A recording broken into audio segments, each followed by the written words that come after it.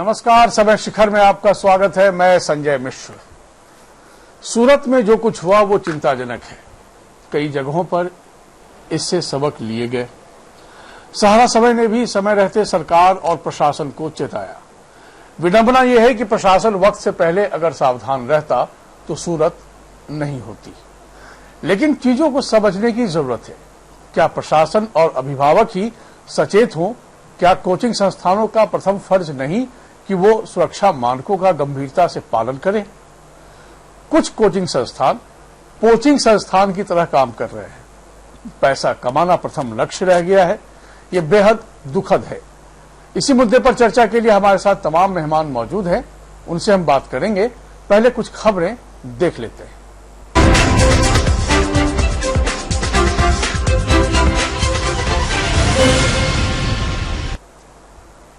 सहारा समय की खबर का असर हुआ। पटना के जिलाधिकारी ने कोचिंग संस्थानों की जांच के आदेश दिए हैं। सूरत की घटना के बाद सहारा समय ने प्रमुखता से बिहार में धड़ल्ले से गैर कानूनी तरीके से चलाए जा रहे कोचिंग संस्थानों की खबर दिखाई थी। इसके बाद पटना जिलाधिकारी ने पटना में चलने वाले सभी कोचिंग संस्थान की जांच के आदेश दिए थे। गुजरात में एक बड़ा हादसा हुआ है। कई बच्चे की जान गई। अभी कुछ दिन पहले नया टोला में एक हादसा हुआ। सहारा समय इस खबर को लगातार दिखा रहा है, क्या कहेंगे सर? इसमें यही है कि जिला प्रशासन की ओर से यह डायरेक्शन सभी अनुमंडल पदाधिकारी और जिला अग्निशमन पदाधिकारी को दिया गया है कि जितने भी इस तरह के संस्थान है जिसमें भीड़ इकट्ठा होती है, खास करके कोचिंग संस्थान है, उन सभी भवनों का नियमित रूप से जांच किया जाए और ऐसे भवन जो मानक के अनुरूप नहीं पाए जा रहे हैं, जहां पर बेसिक फायर एक्सटिंग्विशर्स की व्यवस्था वगैरह नहीं की गई है, उन पर तत्काल उनको निर्देश दिया जाए और आवश्यकता अनुसार अगर ज्यादा खतरा हो तो उसके अनुसार कानूनी कार्रवाई की जाए। इसके बाद हमारे संवाददाता संजीव राय ने पटना के कोचिंग संस्थानों का जायजा लिया। देखते हैं राजधानी पटना का क्या हाल है। कहते हैं शिक्षा बेहद जरूरी है, लेकिन शिक्षा जब व्यापार बन जाए तो सुरक्षा भी ताक पर रख दी जाती है। जी हाँ, हम इसलिए कह रहे हैं क्योंकि अब कोचिंग सेंटरों पर कार्रवाई की बात हुई है और लगातार सहारा समय इस खबर को दिखा रहा था। उसके बाद पटना के जिलाधिकारी और शिक्षा मंत्री दोनों ने संज्ञान लिया है। हम जहाँ खड़े हैं वो है बोरिंग रोड का इलाका और जरा देखिए किस तरह से सुरक्षा को ताक पर रखा जाता है। हम जिस जगह पे खड़े हैं, एक बिल्डिंग को हम दिखा रहे हैं कि किस तरह से उस बिल्डिंग में, एक ही बिल्डिंग में लगभग 10 से 12 कोचिंग क्लासेस चल रहे हैं और वो बिल्डिंग किस तरह से चारों तरफ से पैक्ड है। आप देख सकते हैं कि तमाम जो ग्रिल्स हैं, खिड़की के बाहर जो ग्रिल लगे हुए हैं, या तमाम तरह से जो ये पूरा कोचिंग सेंटर पैक है, वो कैसे किस तरह से इसमें लगभग 300 से 400 बच्चे पढ़ते होंगे। अगर कोई हादसा होता है तो वैसे हादसे से कैसे बचा जाएगा। और दूसरी सबसे अहम बात है कि गली कुछ, आप जितनी भी गलियां देख रहे हैं उन गलियों में भी कोचिंग सेंटर्स चल रहे हैं।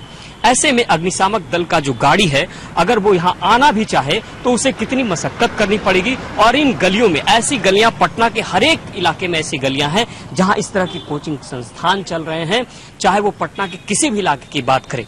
तो अब देखना ये होगा कि सरकार किस तरह से इस पर एक्शन लेती है, क्योंकि पटना के जिलाधिकारी रवि कुमार ने साफ कहा है कि तमाम ऐसे जगहों पर जहां कोचिंग सेंटर चल रहे हैं वहां कार्रवाई होगी। और अब ऐसे में देखना यह होगा कि बिहार सरकार किस तरह का एक्शन लेती है, क्योंकि सुरक्षा बेहद जरूरी है। सहयोगी धीरज गुप्ता के साथ संजीव राय, सहारा समय, पटना। थोड़ा झारखंड को भी दिखला देते हैं, फिर चर्चा में हम शामिल होंगे। झारखंड की राजधानी रांची में शिक्षण संस्थानों की सुरक्षा व्यवस्था भगवान भरोसे ही नजर आता है। यहां पढ़ाई करने वाली छात्राओं को लगता है कि वो यहां सुरक्षित नहीं है। पुलिस सुरक्षा को लेकर दावे तो करती जरूर है, लेकिन हकीकत कुछ और ही बयां कर रहा है। एक रिपोर्ट। झारखंड की राजधानी रांची में शिक्षण संस्थाओं की भरमार है। यहाँ करीब 250 कोचिंग इंस्टीट्यूट्स हैं, 4 महिला कॉलेज हैं और 25 से अधिक कोएड कॉलेजेस हैं। लेकिन यहाँ पढ़ने वाले छात्राओं को लगता है कि घर के बाहर अपने शिक्षण संस्थान में वो सुरक्षित नहीं हैं। संतुष्ट तो है। कैंपस है, क्रिकेट कैंपस, तो वहाँ लड़के आते हैं, कमेंट भी करते हैं। हाँ, रास्ते में है, रास्ते में पुलिस भी रहते हैं।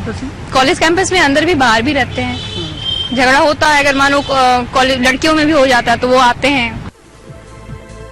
पुलिस प्रशासन ने इन संस्थाओं में सुरक्षा के व्यापक इंतजाम की बात तो कही थी, लेकिन हकीकत में इन जगहों पर सुरक्षा नाम मात्र है। कहीं कहीं सुरक्षाकर्मी दिखते हैं, लेकिन प्राइवेट संस्थानों के आसपास सुरक्षाकर्मी नदारद रहते हैं। पहले शक्ति ऐप की बात कही गई थी, महिला सुरक्षाकर्मी की तैनाती के लिए नियम भी बनाए गए थे। सुरक्षाकर्मी कहते हैं कि यहाँ सुरक्षा पर्याप्त है। यहाँ से जेल मोड़ से लेकर के हरिओम टावर तक इस बीच आते जाते कैंपस है, कई कैंपस है, कई कैंपस है। कितना सुरक्षा आप लोग कैसे रहता है इंतजाम? हर जगह जाते हैं, आते हैं, घूम के देखते हैं, कोई कुछ घटना घटेगा तो सूचना देते हैं वरीय पदाधिकारी को। कुछ लड़कियों का कहना है कि वो कमेंट्स पास होते हैं, कुछ लड़के लोग कमेंट्स करते हैं, इस पर आप लोग कुछ? वो तो हम लोग को तो कोई बात बताती नहीं है। हाँ, यदि बातचीत बताएगी यहाँ ऐसा ऐसा कर रहा था हम उस पर सुरक्षा पर्याप्त है। हाँ, पुलिस प्रशासन लाख दावे करें, लेकिन हकीकत आप खुद सुन और देख रहे हैं। जरूरत है समय रहते सतर्क हो जाने की। रांची से सहारा समय के लिए कैमरा पर्सन शैलेश के साथ नौशाद। जहां तक सुरक्षा मानकों का सवाल है तो हर तरह की सुरक्षा की आवश्यकता जरूर है। कितनी सतर्कता बरती जा रही है, कितना ख्याल रखा जा रहा है और जिन बिल्डिंग्स में कोचिंग दी जाती है वो कितना वाकई छात्रों के हितों को ध्यान में रखकर दिया जाता है। बहरहाल समझने की कोशिश करते हैं। इस वक्त हमारे साथ कई मेहमान मौजूद हैं पटना और रांची स्टूडियो में। पटना में डॉक्टर संजय कुमार, आप राजनीतिक विश्लेषक हैं, शिक्षाविद हैं, आपका बहुत स्वागत है। मुकेश कुमार जी, आप राजनीतिक विश्लेषक हैं, शिक्षाविद हैं, आपका बहुत स्वागत है। सुभाष सिंह, आप अध्यक्ष हैं पेरेंट एसोसिएशन के, आपका बहुत स्वागत है। रांची में महुआ मांझी, आप जेएमएम की वरिष्ठ नेत्री हैं, आपका बहुत स्वागत है। काजल प्रधान, आप बीजेपी की नेत्री हैं, आपका बहुत स्वागत है। और विनय कुमार शर्मा, आप शिक्षाविद हैं, आपका बहुत स्वागत है। संजय जी, दरअसल आए दिन हम लोग देखते हैं जब पटना की सड़कों पर चलते हैं तो बहुत सारे कोचिंग संस्थान, अलग अलग विषयों के एक्सपर्ट का बोर्ड टंगा रहता है जहां बताया जाता है कि बस यहीं पर ज्ञान की गंगा बहती है और आइए आपको सब कुछ बेड़ा पार आपका हो जाएगा। लेकिन जिस माहौल में, जिस परिसर में बच्चे पढ़ते हैं अपनी बेहतरी के लिए, वहां थोड़ी चिंताजनक स्थिति है। हमने बीड़ा उठाया था, संज्ञान में प्रशासन ने लिया है, ऐसा नहीं कि नहीं लिया है, लेकिन अभी भी तस्वीर वैसी ही है।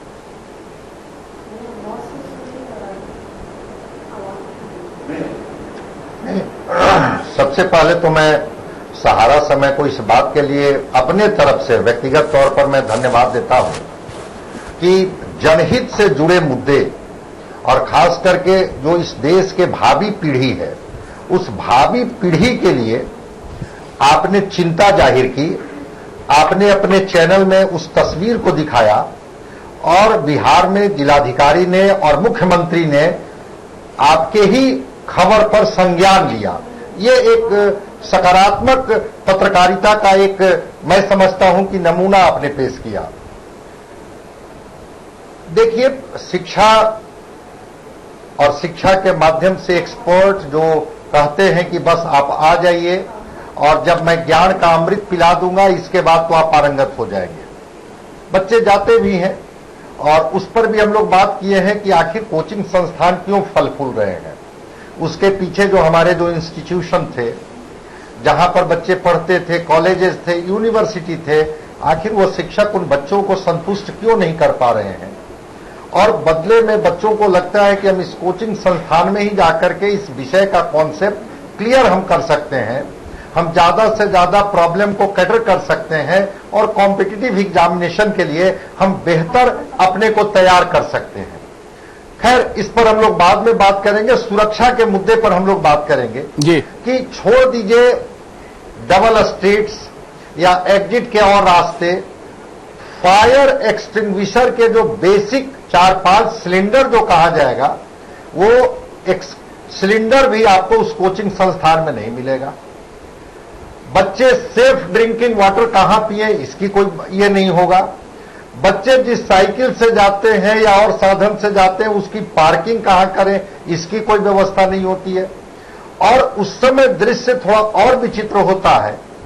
आने वक्त तो बच्चे बारी बारी से आते हैं, थोड़ा आगे पीछे आते हैं, लेकिन जब क्लास ओवर होता है तो संस्थान में तो छोड़ दीजिए, सड़कों पर भी इस तरह की अफरा तफरी रहती है कि लगता है कि भाई अगर सब कुछ ठीक रहा तो अच्छी बात है, अदरवाइज एक कोई हादसा से अंदर से आदमी भयभीत रहता है जिस तरह से बच्चे निकलते हैं। बिल्कुल।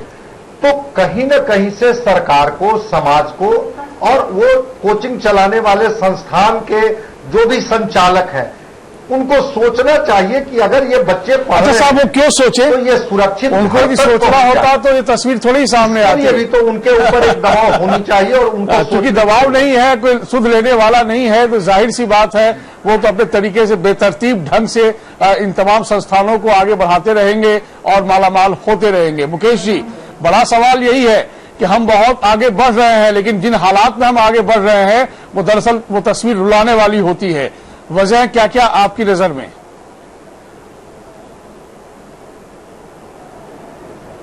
बहुत सही कहा आपने संजय जी की तस्वीर रुलाने वाली है, बहुत ही मार्मिक है, दारुण है और पूरी शिक्षा व्यवस्था की वो पोल खोलती है। सबसे पहले तो साधुवाद आपको, आपके सारा चैनल को और आपके सहयोगियों को, मृत्युंजय जी और संजीव राय को विशेषकर, क्योंकि उन्होंने एक ऐसा पिटारा खोला है जिसमें कि जो सोए हुए लोग थे, मुख्यमंत्री सोए हुए थे, बिहार के मुख्यमंत्री सोए हुए थे। ये जो व्यवस्था है ये कई सालों से चली आ रही है और ये जो सबसे बड़ी बात है संजय जी कि ये कंकरेंट लिस्ट का सब्जेक्ट है। एजुकेशन, शिक्षा जो है वो उसमें स्टेट भी महत्वपूर्ण है। 1976 के पहले में केवल स्टेट सब्जेक्ट था, 1976 के बाद में ये सेंट्रल सब्जेक्ट भी है। तो दोनों बड़े जो जिनको ये देश के नौनिहाल हैं, जो देश के सबसे बड़ा वर्ग है, ये वह वर्ग है जो देश की सबसे बड़ी ताकत है। हर एक दृष्टिकोण से दुनिया में माना जाता है कि नौजवान जो होता है वो ह्यूमन रिसोर्स का सबसे बड़ी ताकत होती है। जापान के पास कोई संसाधन नहीं है, जापान के पास मिनरल्स नहीं है, जापान के पास बाकी चीज नहीं है। उसके प्राइम मिनिस्टर ने बहुत पहले कहा था हमारे पास हमको कुछ नहीं चाहिए, हमको केवल स्वस्थ नौजवान चाहिए, स्वस्थ बच्चे चाहिए। और उन्होंने दिखा दिया दुनिया को कि दुनिया की सबसे बड़ी अर्थव्यवस्था के रूप में उन्होंने डेवलप किया, केवल वहां के एचआर को डेवलप करके, ह्यूमन रिसोर्स को डेवलप करके, नौजवानों को शिक्षित करके, उनको स्किल डेवलपमेंट करके। और दूसरी तरफ हिंदुस्तान की जो तस्वीर आप देख रहे हैं कि दोनों सरकारें, सभी सरकारें, चाहे राज्य सरकारें हो या केंद्र सरकार हो, उनकी सारे जो घोषणाएं हैं वो बड़ी बड़ी बातें कर रहे हैं। एक उदाहरण के रूप में मैं आई एम नॉट क्रिटिसाइजिंग, हम उनकी बात नहीं कर रहे हैं। प्राइम मिनिस्टर ने चुनाव के पहले किताब लिखी, एग्जाम वैरियर्स। ये सीबीएसई में बच्चों वालों को ये इस बात को सूचना देने के लिए थी कि भाई देखिए आपको किस ढंग से पढ़ना है, फेल कर जाएंगे या कम नंबर आएंगे तो त्रासदी नहीं होगी।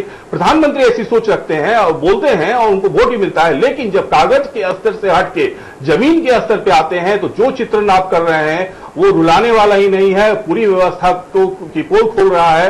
ये इस बात को दर्शा रहा है कि किस ढंग से कुकुरमुत्तों की तरह उग रहे ये कोचिंग संस्थान, किस ढंग से ग्रामीण बच्चों का, किस ढंग से आमजनों के बच्चों का तो एक मुश्त पैसा लेते हैं संजय जी। ये बिल्कुल उनको सुविधाएं देते हैं, पैसा लेने में कोई समझौता नहीं साहब, एडवांस में दीजिए, नहीं तो टाटा बाय बाय। लेकिन सुविधा की जब बात हो तो आपको मांगने का हक नहीं है, बस आप पढ़ लीजिए क्योंकि हम ऑर्गेनाइज कर रहे हैं, पैसा भी ले रहे हैं आपसे। सरकार को और बिहार की सरकार को, यहाँ तो नीतीश जी काफी संकल्पित हैं शिक्षा के संदर्भ में, सुशासन बाबू के रूप में जानते हैं। लेकिन जिस बात का आपने जिक्र किया है, जिस बात का चित्रण आपने उजागर किया है, निश्चित रूप से नीतीश जी को कड़ी कार्रवाई करते हुए इन सारे इस पर तो वाकई नौजवानों के भविष्य का सवाल है, क्योंकि पेरेंट एसोसिएशन के अध्यक्ष भी सुभाष सिंह मौजूद हैं। तो क्या एसोसिएशन कभी इस मामले में पहल किया है और सरकार के पर दबाव आप लोगों ने बनाया या फिर बस देखते रह गए?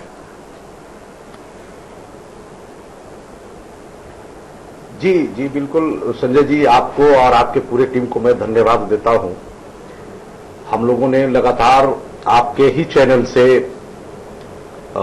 लगातार ये उठाया भी था और संजय जी और ये जो हम लोग के साथी हैं तो संजीव राय जी, इन्होंने भी बहुत पूरी ताकत से इन्होंने उठाने का काम किया था।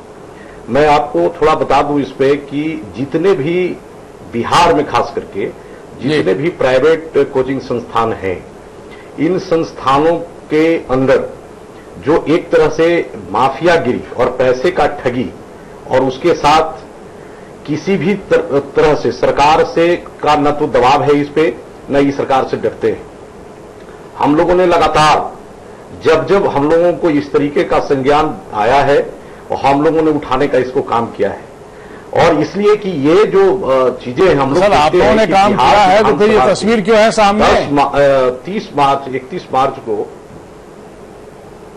सर, इसलिए तो मैं कह रहा हूं कि ये राज्य सरकार की जो अराजक स्थिति है शिक्षा के मामले में, और ये निश्चित रूप से मैं दावे के साथ ये कहना आपको चाहता हूं कि जो लोग हैं यहां खास करके और जो बड़े बड़े कोचिंग संस्थान है, इस सभी की संलिप्तता है। सरकार से इन लोगों का भी गठजोड़। चलिए तो इस पर भी हम गौर करेंगे और समझेंगे कि मनमाने थोड़ा झारखंड की ओर भी रुख कर ले, क्योंकि काफी देर से तमाम मेहमान आप समेत इंतजार में हैं।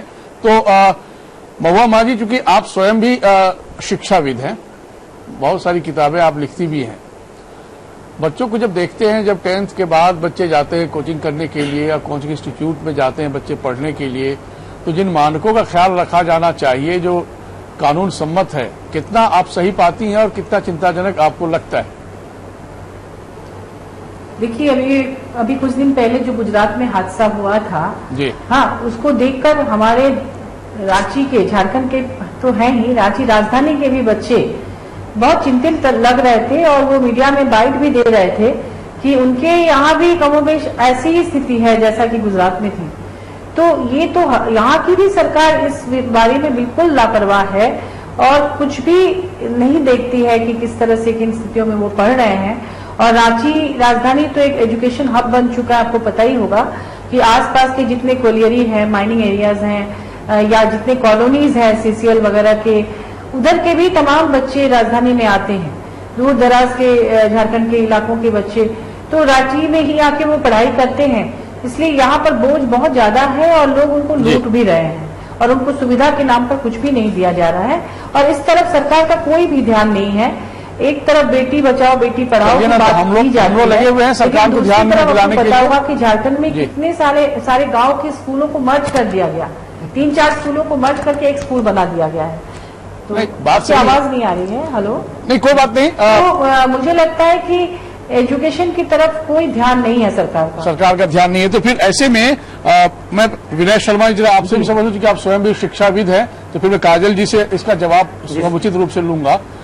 क्या लगता है आपको कि दरअसल प्रायोरिटी लिस्ट में ये कहां पर आकर खड़ी होती है ये चीजें, जब सरकार की बात होती है, प्रशासन की बात होती है, या फिर एकदम आंख मूंदे सब बैठे रहते हैं जैसा है चलने दो?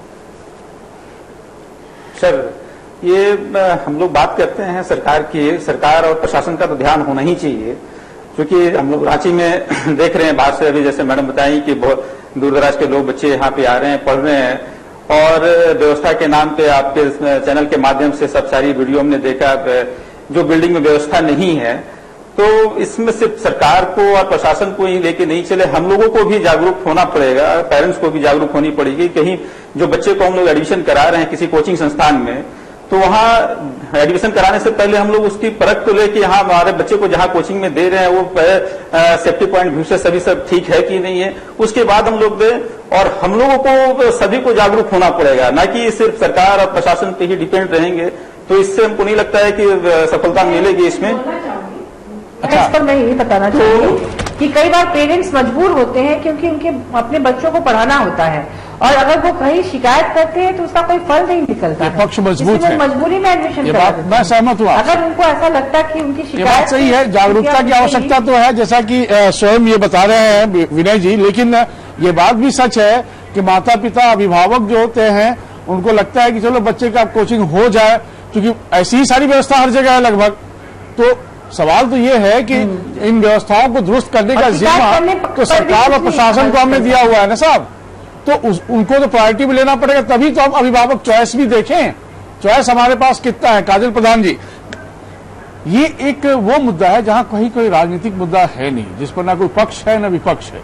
हमने आप लोगों को आग्रह सिर्फ इसलिए किया है कि आपके भी घर में आपके परिजन, आपके बच्चे आसपास सब पढ़ने जाते हैं और फिर आपको भी चिंता थोड़ी बहुत होती ही होगी कि सुरक्षित घर लौटे और सब बढ़िया रहे, और जो व्यवस्था है वो कितना परेशान करती है। देखिए, सर्वप्रथम तो मैं इसमें एक चीज ये बोलना चाहूंगी, ये इसमें हम जितने अभिभावक हैं तो अभिभावक को अलर्ट होना चाहिए, क्योंकि कोचिंग सेंटर कोचिंग सेंटर सरकार ये नहीं बोलती है जो आप कोचिंग सेंटर खोलिए।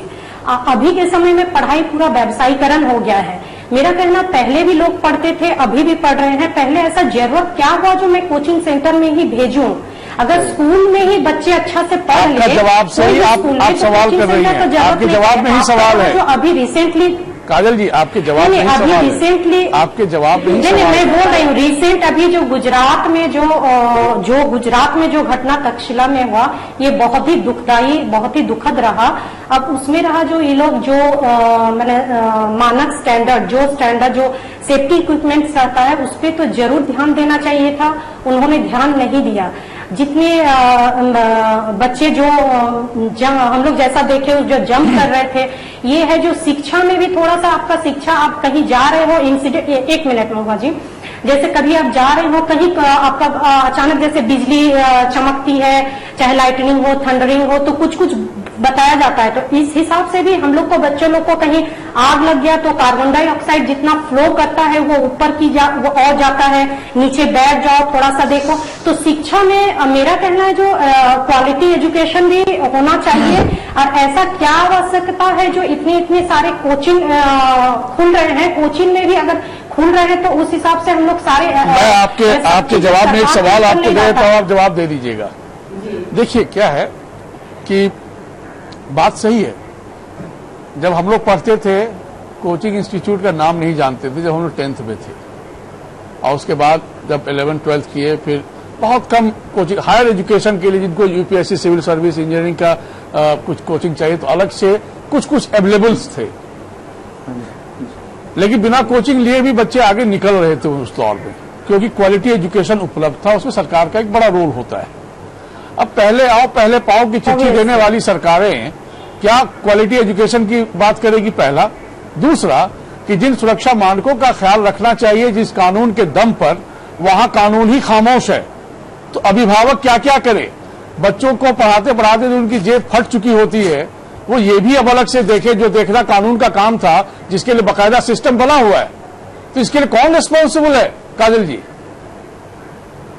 नहीं, मैं तो इसमें अभिभावक, अगर हम सभी अभिभावक, हम लोग के भी बच्चे पढ़ते हैं स्कूल में, सभी कोचिंग जाने का, कोचिंग के लिए आप अच्छा एजुकेशन आपको स्कूल से भी मिलेगा, पहले भी IIT में अलग अलग पॉइंट है, इस पर अलग आपको क्या जरूरत? आप क्वालिटी एजुकेशन में बात करेंगे, मैं किसी और दिन उस पर चर्चा करूंगा, लेकिन आज हम सुरक्षा मानकों का जिक्र कर रहे हैं, उस पर हम थोड़ा कंसंट्रेट करना चाह रहे हैं। वापस से बिहार की ओर रुख करता हूं जरा, लेकिन पहले दिखा देता हूं एक खबर आप मेहमानों को। हमारे सहयोगी संजीव रॉय ने मुख्यमंत्री नीतीश कुमार के संज्ञान में भी कोचिंग संस्थानों की स्थिति उन्हें अवगत कराया उनसे। उन्होंने क्या कहा, ये आप सुनिए मुख्यमंत्री ने क्या कहा।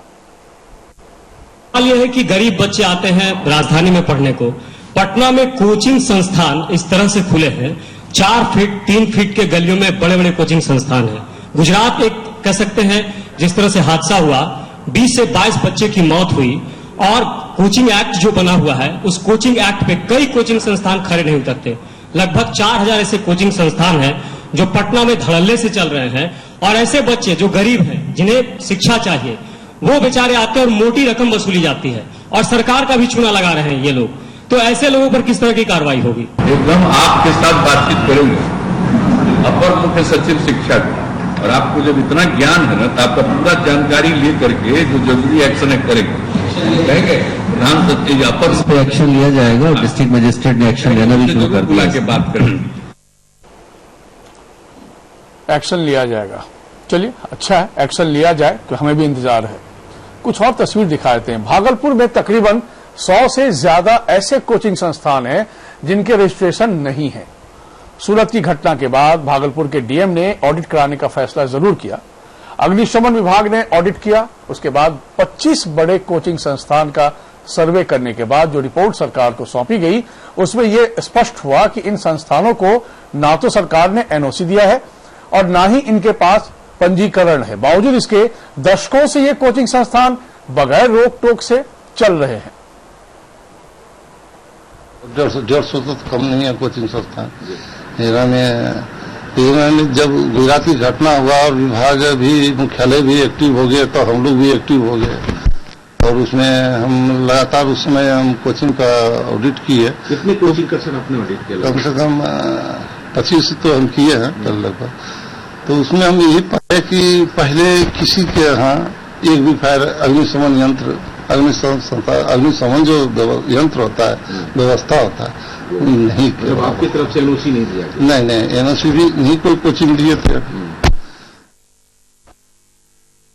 मुजफ्फरपुर जिले में हर चौक चौराहे पर आपको कोचिंग संस्थान नजर आ जाएंगे। सुरक्षा की दृष्टि से इनमें कुछ भी नहीं है। सूरत की घटना से यहां ना तो कोचिंग संस्थान वालों ने सबक ली, न ही जिला प्रशासन ने। नतीजतन बच्चे जान जोखिम में डालकर क्लास करने को मजबूर हैं। हमारी टीम ने कई कोचिंग संस्थानों का जायजा लिया, जिनमें एक दो जगहों पर तो फायर सेफ्टी उपकरण नजर जरूर आए, लेकिन ज्यादातर जगहों पर इसकी अनदेखी होती रही। बड़े बड़े बिल्डिंग में को चलाए जा रहे हैं, जहां से निकलने का सिर्फ एक ही रास्ता है। ऐसे में कोई अगर अनहोनी हो जाए तो क्या होगा? उसका जवाब किसी के पास नहीं था। यहाँ पर उतना ज्यादा सुरक्षा नहीं दिया जा रहा है हम लोगों को। जैसे हम लोग जेन्युइनली इधर पढ़ पा रहे हैं, ठीक है, सिर्फ पढ़ाई हो रहा है, यहाँ पर कोई भी फैसिलिटी नहीं दी जा रही है सिक्योरिटी के लिए। सुरक्षा को मानक को पूरा करने के लिए कोई प्रॉपर गाइडलाइन अभी तक हम लोग को मिला नहीं है, लेकिन अपने स्तर से जो है तो हम लोग तो ट्यूशन सेंटर चला रहे हैं, तो फिर भी एक स्पेस डिजाइन करना, जैसे कमरे का साइज है या वेंटिलेशन है, उस पर आदमी केयर कर रहा है। हम लोग को अभी उसमें प्रयास नहीं किए हैं, लेकिन ये चीजें बहुत जरूरी हैं और इसको जितने भी लोग ट्यूशन सेंटर को या कोचिंग सेंटर को अपना जगह दे रखें, तो वहां पर ये होना जरूरी है, इससे कोई डिनाई नहीं कर सकता। एक पूर्णिया की भी झलक दिखला देते हैं, फिर चर्चा को आगे बढ़ाते हैं। हमारे संवाददाता बता रहे हैं कि यहाँ कोचिंग संस्थानों का बुरा हाल है, जरा आप खुद देख लीजिए। पूर्णिया शिक्षा के क्षेत्र में काफी अग्रणी है। यहाँ पर हर सब्जेक्ट के कई कोचिंग संस्थान है। मैं अभी एक कॉमर्स कोचिंग सेंटर पे मौजूद हूँ। आप देखें मेरे साथ में तकरीबन मैं लग रहा है 60 से अधिक बच्चे एक क्लासरूम में हैं। टीचर भी हमारे साथ हैं। मैं कुछ स्टूडेंट से बात करके ये जानने का प्रयास करना चाहूंगा आज के इस प्रोग्राम में कि आखिर इस कोचिंग सेंटर में इनके पास क्या फैसिलिटीज है और क्या होना चाहिए। सर अभी तो सब कुछ फैसिलिटी है सर यहाँ पे। आप लोग सेट के बैठे हुए हैं, क्या स्पेस की कमी है? हाँ, थोड़ा कंजस्टेड है। स्टूडेंट की संख्या ज्यादा हो जाए। हाँ। थोड़ा मतलब रूम बड़ा होना चाहिए। अच्छा। एक बैच में कितने स्टूडेंट रहते हैं आप? यहाँ पे लगभग 50-70 विद्यार्थी। ये 50 बैच रहना आप मुनासिब समझते हो? नहीं, ठीक है, 50 हो जाते हैं। सारे लोग समझ जाते हैं, आप लोग पढ़ाई समझ जाते हैं? Yes sir. मैं ऐसा कोई बात नहीं है। एक बेंच में 4 स्टूडेंट तो होना ही चाहिए। 4 स्टूडेंट है भी। और ऐसा नहीं कि हम 7-8 को बैठाए हुए, ऐसा नहीं है। अच्छा। बहुत सारा खाली भी पड़ा हुआ है। ये वर्ल्ड वाइज मान्यता है कि एक क्लास में 30 स्टूडेंट या 40 स्टूडेंट से ज्यादा नहीं होनी चाहिए। एक्चुअली है क्या कि पूर्णिया जिला में कॉमर्स का जैसा डेवलपमेंट होना चाहिए वो नहीं है। और कुछ सर हैं जिसके पास थोड़ा सा पावर है, तो स्टूडेंट चाहता है कि वहाँ पर आकर के शेयर कर ले, तो थोड़ा हमको भी प्रॉब्लम झेलना पड़ता है। मैनेजमेंट और मैं प्रोफेसर साहब से भी विनती करूंगा कि आप बच्चे को जितनी अधिक सुविधाएं हो सकता है दें, क्योंकि कैजुअलिटी कभी हुई, दुर्घटना कभी हुई, तो फिर उस वक्त आपके पास कोई उपाय नहीं बचेगा। सहारा समय बिहार झारखंड के लिए कैमरामैन रोहित के साथ राजेश शर्मा, पूर्णिया। तस्वीर ये बता रही थी कि कनात के नीचे बच्चे बैठकर पढ़ रहे हैं, पंखे चल रहे हैं। अब आप सोचिए कितना मानकों का ख्याल रखा जाता है। बहरहाल मुकेश जी, क्या लगता है आपको जो तस्वीर सामने आती है? चलिए पटना में थोड़ी बहुत कार्रवाई हो भी जाएगी, लेकिन 4-4, 5-5 हजार कोचिंग संस्थान वहां चल रहे हैं पटना अकेले में, और बाकी शहर यदि आप चले मुजफ्फरपुर, भागलपुर, पूर्णिया, दरभंगा, गया, साहब सूरत तो बहुत ही बुरा है। बिल्कुल बहुत बुरी है संजय जी। पहली बात तो काजल जी जिस बात का जिक्र कर रही थी, ये मिश्रित अर्थव्यवस्था है, और मिश्रित अर्थव्यवस्था में जिस बात का जिक्र आप कर रहे थे कि जब आप पढ़ रहे थे उसमें पूरी तरह ये सरकारी व्यवस्थाएं होती थी, शिक्षा पूरी तरह सरकारी संस्थाओं के जिम्मे हुआ करती थी। बच्चों का भविष्य जो है या किसी का भी भविष्य, नौजवानों का भविष्य सरकारें तय करती थी। अब जब आज कालांतर में जब 2000 के बाद के दशक में जब हम देख रहे हैं, जिसको हम मॉडर्न इकोनॉमी कहते हैं, मिक्स्ड इकोनॉमी कहते हैं, उस मिश्रित अर्थव्यवस्था में जो सरकारी संस्थाएं हैं वो मॉनिटरिंग लेवल पे और रेगुलेटरी बॉडीज के रूप में ज्यादा काम कर रही हैं, वो सरकारें जो है वो अब शिक्षा में अब बड़ी संस्थाएं चला रही हैं, लेकिन एक बड़ा वर्ग जो है वो निजी वर्ग उभर के आया है जो शिक्षा में अपनी पैठ बना रहा है। पैठ ही नहीं बना रहा है, उसने लगभग 70% स्थान को कवर करके रखा है और कोचिंग स्थान जो है उसका निगेटिव डेरिवेटिव है, मतलब उसका वो हिस्सा है जो कि नहीं होना चाहिए, लेकिन वो समाज का एक अंग है। क्योंकि हर एक व्यक्ति हर एक अपने बच्चे को बड़ा आदमी बनाना चाहता है, इंजीनियर बनाना चाहता है, डॉक्टर बनाना चाहता है, और ये सपना हर एक को होना चाहिए। इस देश में इस बात की छूट है। तो अगर इस सपने को पूरा करना है तो सरकार हाथ पे हाथ धरे बैठ सकती है। सरकार ये नहीं कह सकती है कि प्राइवेट संस्थाएं कर रही हैं। पूरा का पूरा रेगुलेशन काजल जी सरकारों के जिम्मे है। आपकी सरकार को करना है, झारखंड की सरकार को करना है, बिहार की सरकार को करना है, दिल्ली की सरकार को करना है, और उसके नीचे जो संस्थाएं काम करती है प्राइवेट सेक्टर में, पूरा दुनिया में इसका उदाहरण है, वो उनको काम करना है, उनको बाकी चीजें करती है। जो घटनाएं घट रही है संजय जी, वो इस बात के लिए ज्यादा त्रासदीपूर्ण है कि पूरी की पूरी सरकारी अमला है, क्योंकि ये नियम बने हुए हैं। इस बात का संजीव जी जिक्र कर रहे थे, मुख्यमंत्री को उन्होंने सचेत किया, मुख्यमंत्री ने स्वीकार किया। इसलिए नीतीश जी की ये बहुत बड़ी अच्छी बात है कि हर एक बात को स्वीकार करते हैं कि गलती होती है उसको स्वीकार करके तत्काल कार्रवाई करने की बात करते हैं। लेकिन दूसरे राज्यों में भी, विशेषकर झारखंड में, इस बात को ध्यान देना चाहिए, क्योंकि झारखंड और गरीब राज्य है और गरीब बच्चे आते हैं, आदिवासियों के बच्चे आते हैं, साधारण बच्चों के बच्चे आते हैं। वहां अगर आप इन नियमों को लागू नहीं करेंगे तो देश के बड़े नौजवान वर्ग को आप जो है आप काम नहीं देंगे और बेरोजगारी बढ़ेगी। उसके बाद जो दूसरी समस्याएं खड़ी होंगी उसका निदान नहीं है। आप उस बात को समझ रहे हैं और उस बात को झेल रहे हैं। दूसरी चीज जो आप जिस बात का मैं आपको जिक्र कर रहा था संजय जी, कि जो आपने काम किया है वो समाज डंडी मार्च हुआ था नमक सत्याग्रह को लेकर, गांधी जी ने डंडी मार्च किया था, लोग हंस रहे थे कि नमक से क्या होगा। उसी ढंग से आपने जो आज शिक्षा के जगत में एक बड़ी पहल की है, उसके दूरगामी परिणाम आएंगे, विशेषकर बिहार झारखंड में। इसके लिए आपके साधुवाद। शुक्रिया सर।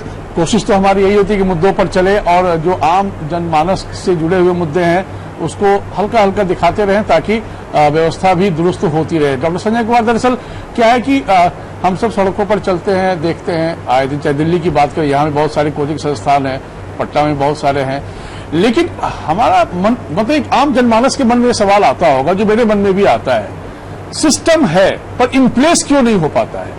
हर बात बताने और जताने की आवश्यकता क्यों पड़ती है कि आप देखिए ऐसा हो रहा है या ऐसा कीजिए? क्या वाकई मतलब कहीं से कोई प्रायोरिटी में कुछ भी इन सब बातों को लेकर नहीं रखा जाता है क्या?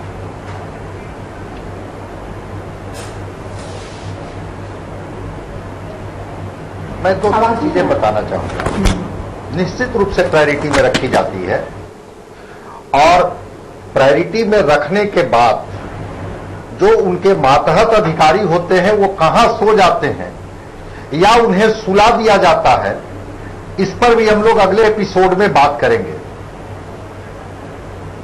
पहली चीज जिस चीज की आप चर्चा कर रहे थे कि आप और मैं जब पढ़ रहा था तो सरकारी स्कूलों में जो पढ़ाई की व्यवस्था थी, मुझे याद है, मुझे भी पढ़ते पढ़ाते हुए करीब 25-26 वर्ष हो गए, कि अच्छे जो स्टूडेंट होते थे उनको टीचर कहते थे कि ठीक है मैं ट्यूशन पढ़ाता हूं, लेकिन तुम पढ़ने में अच्छे विद्यार्थी हो, तुम्हें ट्यूशन लेने की कोई जरूरत नहीं है।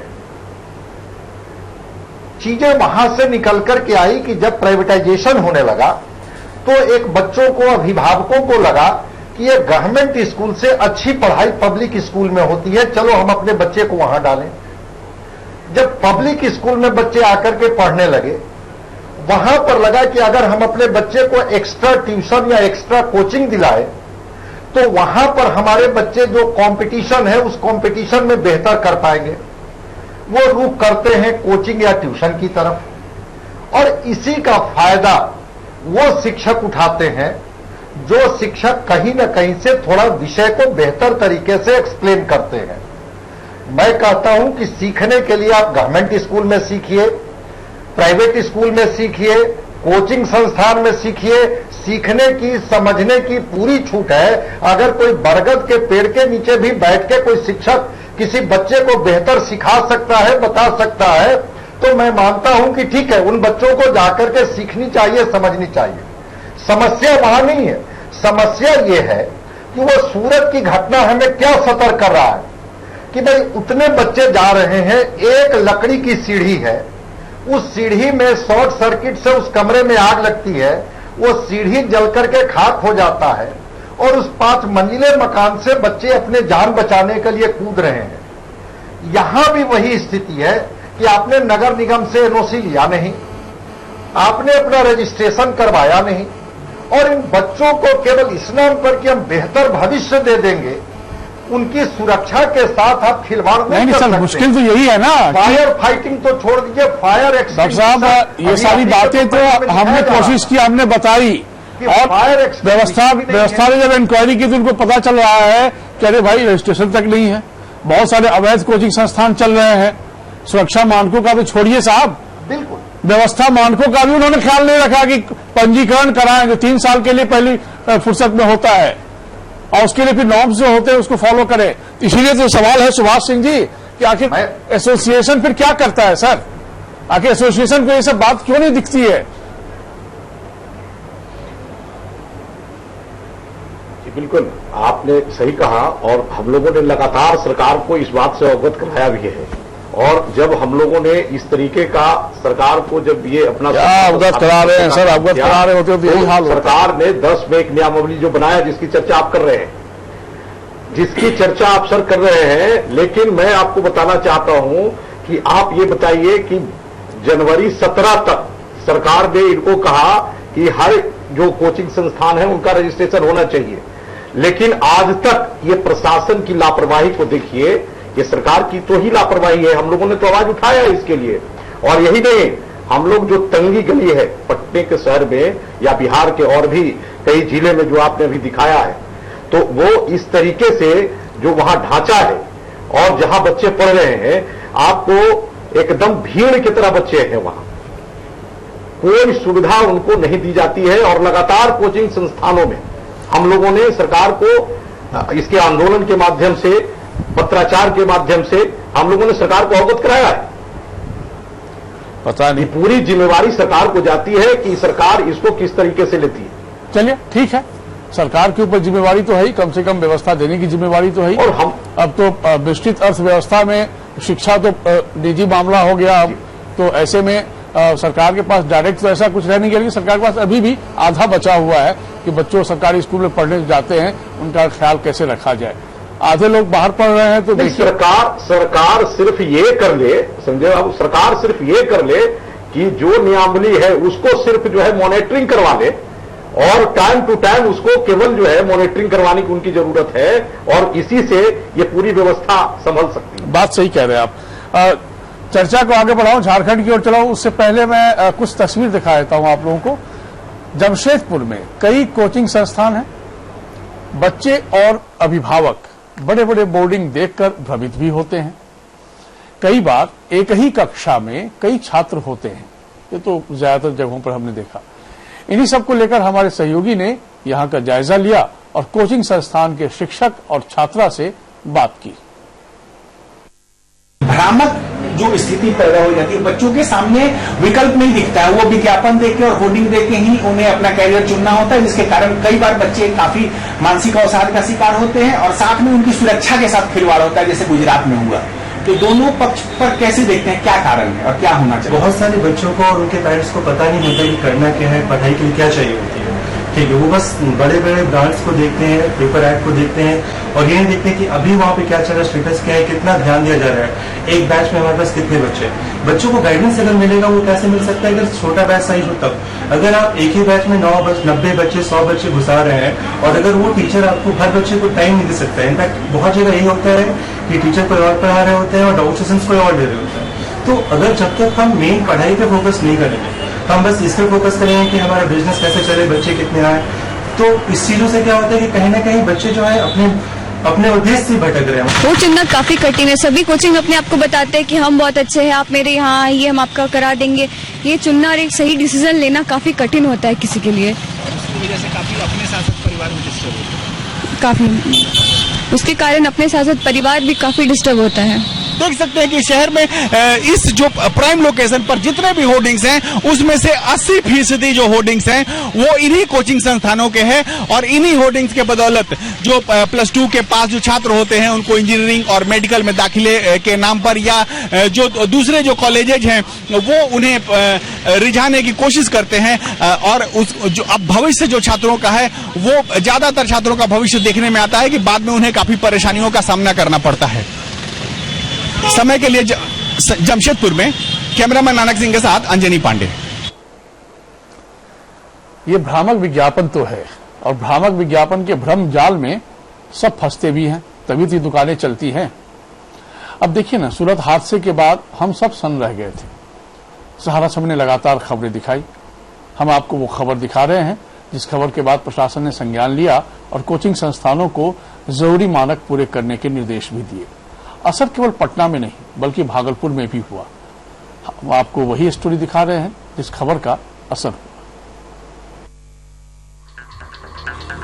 बिहार में कोचिंग संस्थानों पर लगाम लगाने के लिए सरकार ने साल 2010 में कानून बनाया था, जिसके बाद छात्रों और उनके परिजनों को सरकार की तरफ से एक उम्मीद जागी कि शायद उनके हितों की रक्षा होगी।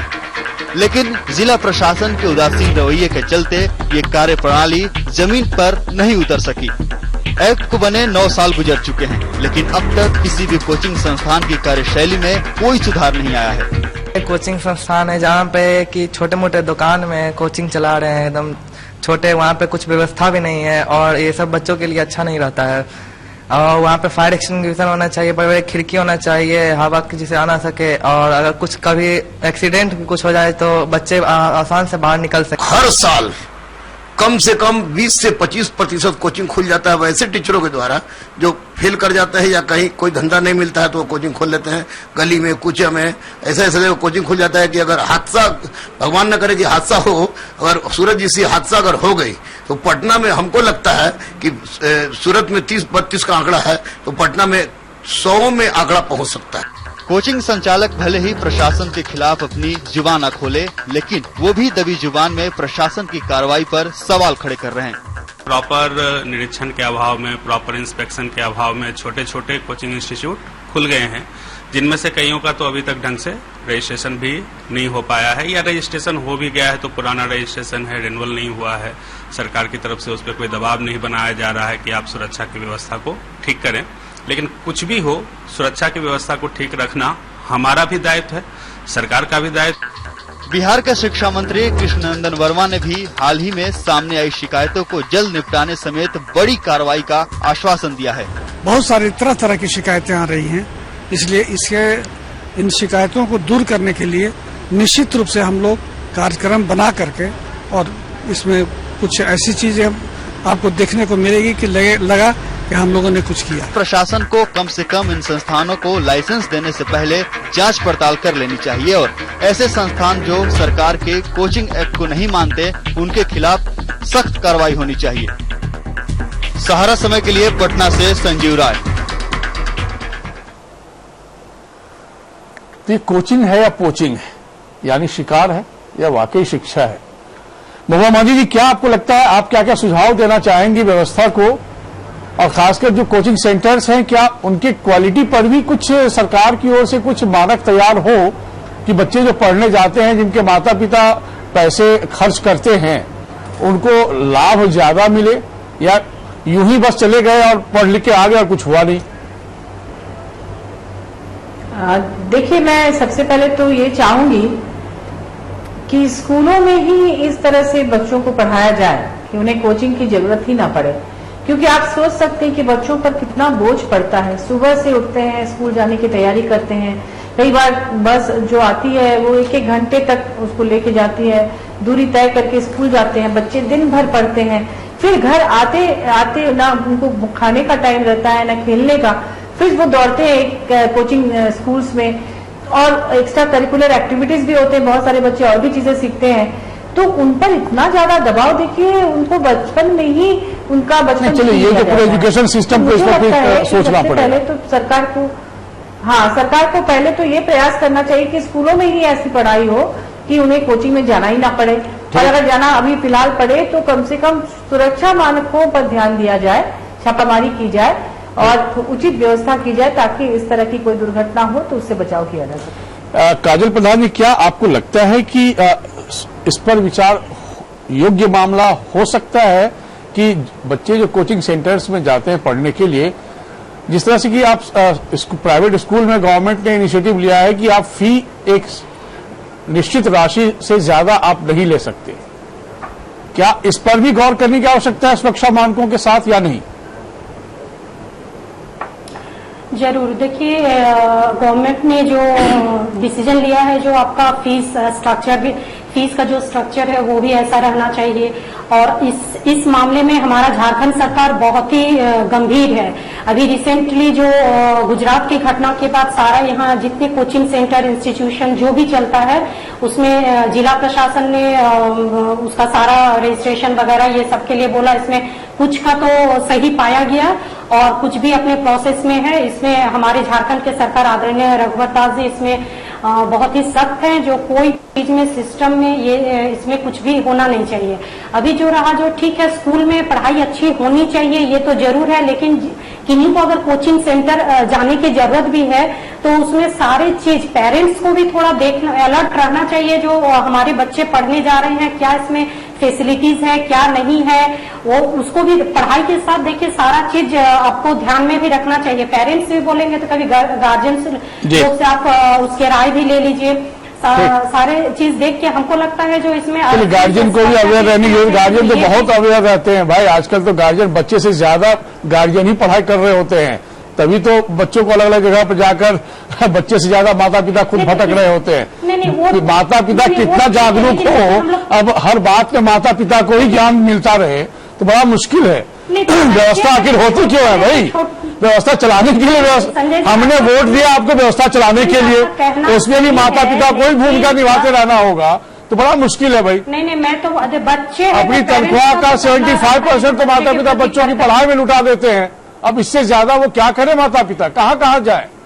कृपया सरकार और प्रशासन को अपनी जिम्मेवारी को समझना होगा कि आप इस ओर ध्यान दीजिए, क्योंकि ये वोट का मुद्दा नहीं है, इसीलिए उदासीनता बढ़ती जा रही है। मैं तो कहता हूँ ये पॉलिटिकल इशू बने तभी कोई भी सरकार इस पर ध्यान देगी। क्या लगता है शर्मा जी आपको? एकदम आपका विजय शर्मा जी, आपका कहना है। सर, आपने बताया कि पॉलिटिकल इशू बने, महुआ जी ने बताया कि स्कूल में ही अच्छी पढ़ाई हो। मैं सहमत हूं उनके विचार से कि स्कूल में ही पढ़ाई अच्छा से हो तो कोचिंग की जरूरत ना पड़े, कम से कम पड़े। और आपके चैनल के माध्यम से हम सारी स्कूल के जो है डायरेक्टर और जो भी हेड हैं उनको हम एक मैसेज देना चाहते हैं कि स्कूल में कैसा शिक्षा को, जो एजुकेशन को एक अच्छे तरीके से दें। दूसरी, जब ऐसी कोई घटना होती है तभी हम लोग जागते हैं। आपके माध्यम से आज आप दिखा रहे हैं तो लोग थोड़े जागरूक हैं, यहाँ पे लोगों को जानकारी मिल रही है। भगवान का बड़ा स्कूल में भी हम तो सिर्फ एक स्थिति बता रहे हैं कि समय रहते यदि हम ध्यान दे दें तो ऐसी हर दुर्घटना से हम बच सकते हैं। बट इसका ध्यान सिर्फ माता पिता कहाँ रखे साहब? स्कूल में अभी जैसे ना, अभी स्कूल में चाहे कहीं संस्था में भी ऐसा नहीं है कि लोगों को जानकारी दिया था कि अगर ऐसी किन्हीं की लापरवाही से ऐसी घटना घटती है तो कैसे बचना चाहिए। तो स्कूल में भी ड्रिल की व्यवस्था करनी चाहिए कि कैसे इस तरह की घटना हो तो कैसे हम लोग को सुरक्षित बचना है, कहाँ जानी है, किस तरफ से निकलनी है। जैसे सूरत में घटना घटी तो बच्चे और बच सकते थे। एक ही सीढ़ी जाने का है, एक ही सीढ़ी आने का है, तो स्टैंपेड होना है, तय है। 2 तक तो सीढ़ी नहीं है जाने और आने तक का, तो फिर अब क्या माने हम इसको? हाँ सर, ये तो अभी तो मानक जो सरकार प्रशासन सोया रहता है, शासन जो अलर्ट होगी, इसको खुले मन से बात करने की आवश्यकता है। फिर लोग मुकेश जी, क्या आप लोगों को लगता नहीं कि चीजें जिस तरीके से हैंडल होने चाहिए अर्थ में नहीं होना है, वैसा इसलिए नहीं होता है क्योंकि वैसा नहीं होना हमारी फितरत हो गई है? जी, मैं समझ हूँ आपको, जैसे कि जब जागरूक हो, जब कोई घटना घटेगी तो कुछ एक समय एक बात कहना चाहूँगा, उस समय सब जागरूक होंगे, उसके बाद समय की पाबंदी ठंडा हो जाएगा। रिएक्शन ऐसा नहीं है, प्रॉपर वे में हर समय जो है जांच प्रक्रिया पूर्ण शिक्षा देना। जी मुकेश जी, आप अपनी बात कंटिन्यू करें।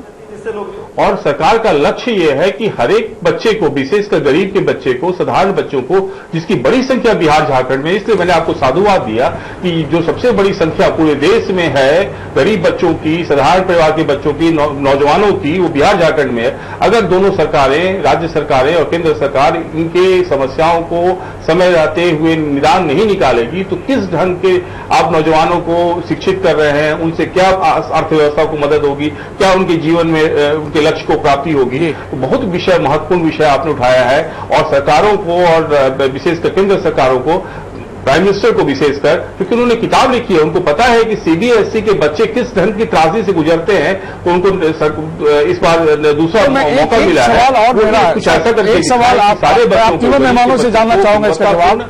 पटना में मुकेश जी, अब संक्षेप में दे दीजिए। जब सरकार प्राइवेट स्कूल में बच्चे पढ़ रहे हों, उनकी ट्यूशन फीस की कितनी राशि होनी चाहिए उसको जब निश्चित कर रही है, तो क्या कोचिंग सेंटर की भी फीस की राशि कितनी होनी चाहिए, निश्चित राशि, उसको क्यों नहीं सरकार कर रही है? क्या ये करने की आवश्यकता नहीं है? क्या इस देश के नागरिक जो माता पिता हैं, उनके बच्चे हैं, वो एकदम अंधे कुएं में अपने आप को कड़ाई के साथ में कोचिंग इंस्टीट्यूट्स को रेगुलेट करने की जरूरत है और वहां गुणवत्तापूर्ण शिक्षा की व्यवस्था करने की जरूरत है। और विशेषकर जो ग्रामीण बच्चे आए हैं, उनके सहयोग से, उनकी सुविधा के हिसाब से पैसे लेने की व्यवस्था होनी चाहिए। एक मुश्त पैसे लेने की व्यवस्था बिल्कुल नहीं होनी चाहिए। जी संजय जी, आपके क्या विचार है इसमें?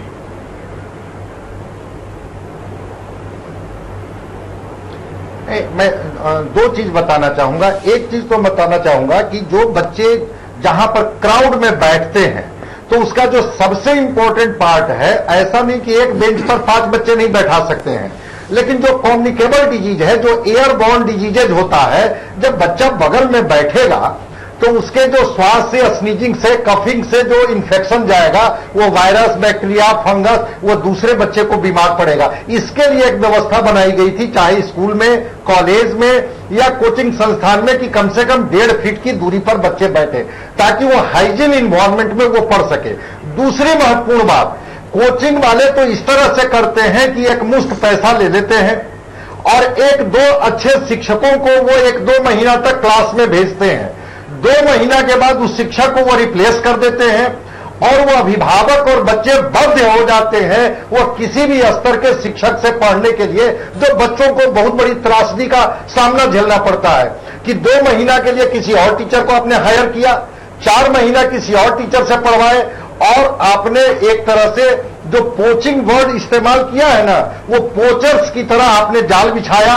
उस जाल में आपने बच्चों को लाया, फंसाया और उसके बाद जो है वो बच्चों को छोड़ दिया उनके अपनी किस्मत पर। यहां पर सरकार को और प्रशासन को सख्ती से पेश आकर के ऐसे संस्थानों पर कड़ा कदम उठाना होगा। दूसरी महत्वपूर्ण बात, क्या उन कोचिंग संस्थानों का ऑडिट होता है?